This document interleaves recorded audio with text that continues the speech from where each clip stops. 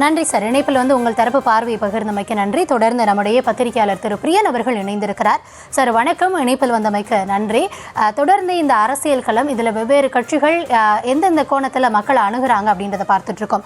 திமுகவை பொறுத்த வரைக்கும் இந்த முறை பல தரப்பில் இருந்தும் திமுக விமர்சித்து, ஏன்னா ஆளும் கட்சியாக இருக்காங்க, அதனால அந்த விமர்சனம் வருது, இது களம் அப்படிதான் இருக்கும் அப்படின்றதையும் நம்ம எடுத்துக்கலாமா? இல்லை இந்த முறை உண்மையிலேயே திமுகவிற்கு சவால் அதிகமாக இருக்கிறதா? நம்ம அந்த அரசியல் தேர்தல் வரலாற்றை எடுத்துக்கிட்டோம் அப்படின்னா அந்த 67, 71 அந்த காலகட்ட சாதனையை மீண்டும் நிகழ்த்தக்கூடிய அந்த ஒரு வியூகம் திமுக கையில இருக்கு அப்படின்னு நீங்க நினைக்கிறீங்களா? திமுக அணி கடந்த 3 தேர்தல்களாக வெற்றியை பார்த்து கொண்டு வருகிற ஒரு அணியா இருக்கு. அது இந்த தேர்தலையே இன்னைக்கு வரையும் அது கட்டுக்கோப்பா இருக்கிறத நம்ம பாக்குறோம். திமுக ஆட்சி அப்படிங்கிற முறையில பார்க்கும்போது திமுக ஆட்சிக்கு எதிரான ஒரு ஆன்டி இன்குபன்சி, அதுல எதிர்மறையான எண்ணங்கள் இருக்கான்னா இருக்கு, இல்லைன்னு சொல்ல மாட்டேன்.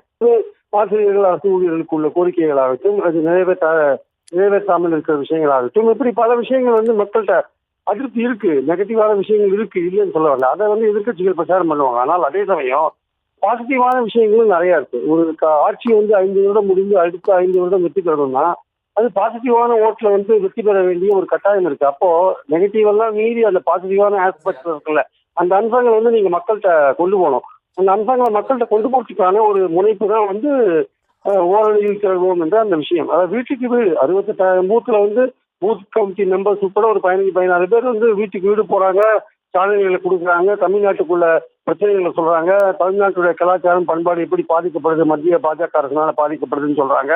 மண் மொழி மானம் காப்போம் ஒரு விஷயத்த அதை ஒரு இதா முக்கியத்துவம் கொடுத்து அதை பிரச்சாரம் பண்றதை நம்ம பார்க்கிறோம். நம்ம திமுகவுக்கு சவால்கள் இல்லாமல் இல்லை, ஆனா அதோட கூட்டணி பலம், அதோடைய சொந்த பலம், புதிதாக உருவாகி இருக்கிற பெண்களின் வாக்கு வங்கி போன்றவை அதற்கு கை கொடுக்குன்னா அதுக்கு வீட்டுக்கு வீடு நீங்க அணுகி அவர்களால் பயன்பெற்ற கிட்டத்தட்ட 2 கோடி குடும்பங்கள்ல ஒரு 60% பேரையாவது நீங்க ஒரு வாக்காளர்களா உங்களுக்கு ஆதரவான வாக்காளர்களா நீங்க மாத்தினீங்கன்னா வெற்றி நிச்சயம். ஸோ அதை நோக்கி தான் அந்த திமுக ஓரணியில் திறவோம் என்ற விஷயத்தை கையில் எடுத்திருக்காங்கன்றது என்னுடைய கருத்து.